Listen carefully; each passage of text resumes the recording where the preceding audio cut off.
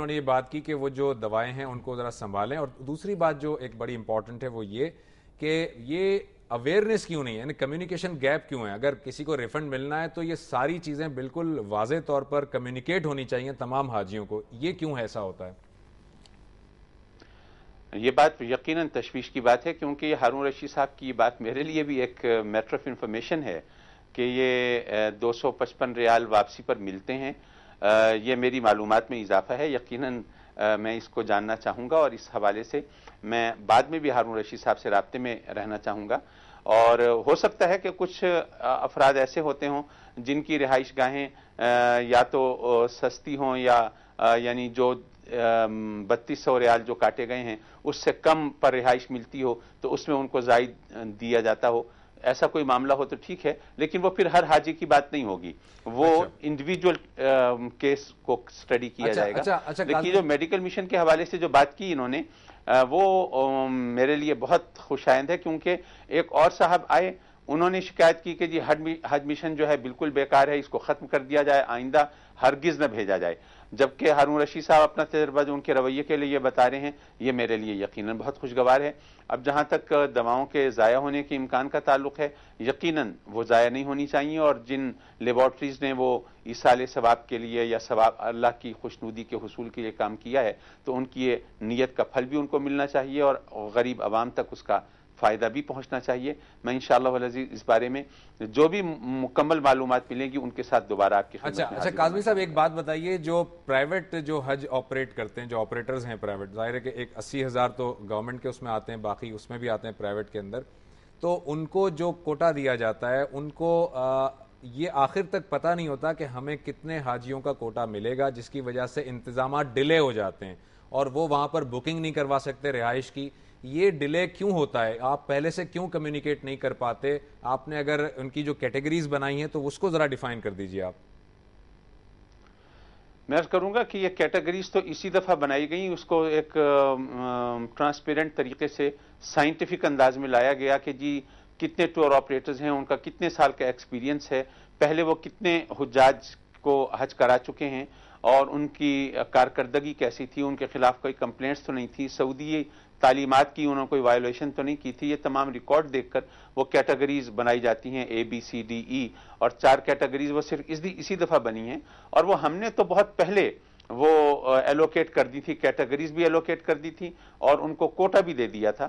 لیکن یہ جو ٹور آپریٹرز ہیں پچھلے برسوں میں، گزشتہ کئی برسوں میں ایک کلچر بنا ہوا ہے کہ نہیں جی آخری دم تک وہ کسی نہ کسی کے ذریعے کہلوا کے اور کوئی کوٹا بڑھوانے کے چکر میں رہتے ہیں، حالانکہ جب کوٹا ان کو دے دیا گیا تو وہ اس کے حساب سے اگر پہنچے اور ان حجاج کرام کی اکوموڈیشن کا انتظام کریں تو یقینی طور پر مسئلہ حل ہو سکتا ہے۔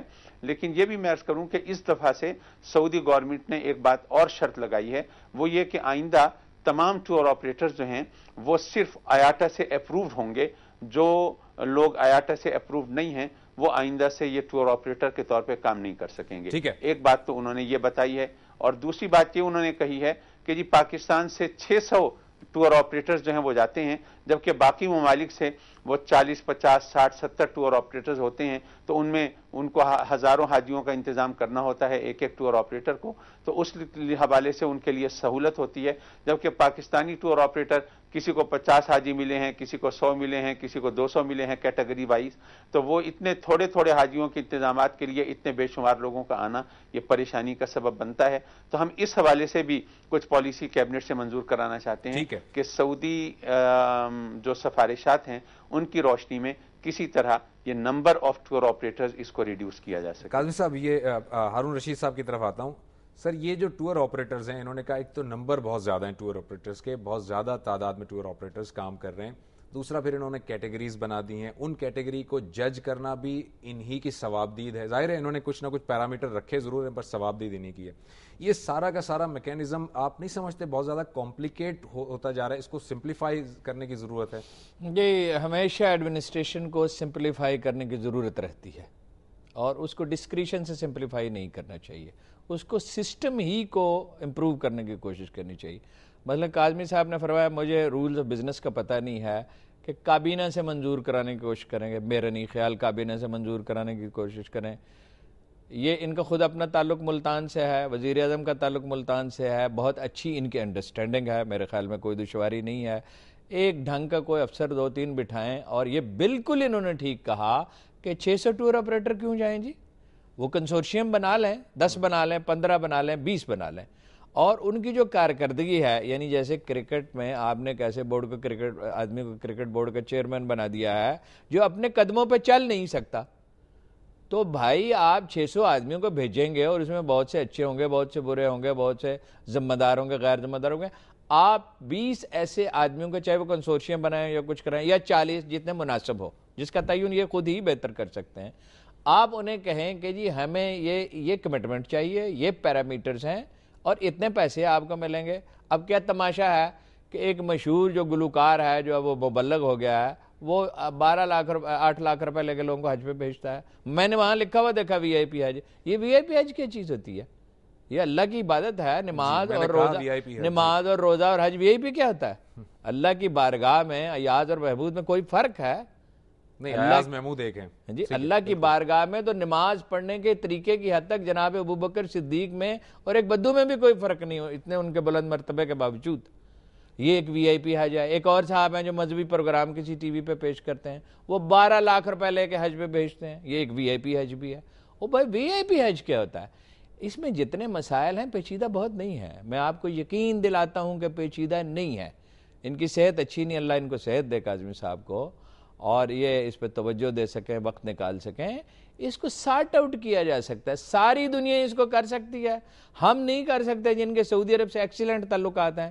ایران کی اور فلپائن کی اور ترکی کی سعودی عرب کو ضرورت نہیں ہے, ہماری انہیں ضرورت ہے, اور ہمیں آف کورس ان کی ضرورت ہے. دیکھیے سعودی عرب کا تو دفاع ہی ہم نے کرنا ہے حضور, یہ تو لکھا ہوا ہے حدیثوں میں, اور یہ وہ جانتے ہیں کہ ہم نے کرنا ہے, اور اگر ہم کریں گے تو پاکستان کا جیسا دفاع کریں گے اس سے بہتر کریں گے. ہماری تو ان کی ریلیجس کمٹمنٹ بھی ہے, اسپرچل بھی ہے, مارل بھی ہے, ڈیفنس میں بھی ہے.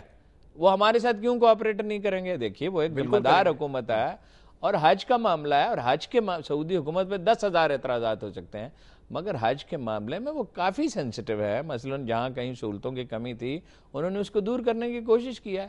اس کو ٹیکٹفلی, سلیقے سے, توجہ سے ہینڈل کر. ایک تو ان کا, میں نہیں ان کے سیکٹری کو جانتا, ممکن ہے وہ بہت ہی اچھا ہوتا ہے, ایک اچھا سیکٹری چاہیے. ایک وہاں ڈائریکٹر ایسا چاہیے جو ڈائریکٹر انہوں نے بھیجا ہوا, معافی چاہتا ہوں, 3 دفعہ اس نے مجھے کہا ہارون صاحب میں خاص طور پر اس لیے آیا ہوں کہ آپ آج ڈنر میں آ جائیں, اور میں اس کی شکل دیکھتا رہا, ٹائم بتا نہیں رہا, اور خاص طور پر وہ آیا. وہ بالکل ایسے ایک لاؤبالی سے غیر ذمہ دار آدمی تھا, اور اس نے کہا it's very nice, it's very nice, یہاں تو چائے مل رہی ہے. میں نے کہا پیسوں سے مل رہی ہے, اور مارکیٹ ریٹ سے 2 پیسوں پہ مل رہی ہے. He said even then it is very good. بھائی کوئی ڈھنگ کے آدمی بھیجیں. قائد اعظم نے کہا تھا آدھی جنگ بہتر لیڈر کے انتخاب سے جیت لی جاتی ہے. یہ ہے پرنسپل. اچھے لوگ لائیں, اور کاظمی صاحب کر سکتے ہیں, یقینی طور پہ یہ بات سنتے ہیں, ان کے اندر یہ بڑی خوبی ہے, اس پہ غور فرماتے ہیں, یہ کرنے کی کوشش کریں. اگلے سال انشاءاللہ بہت بہتری ہو جائے گی.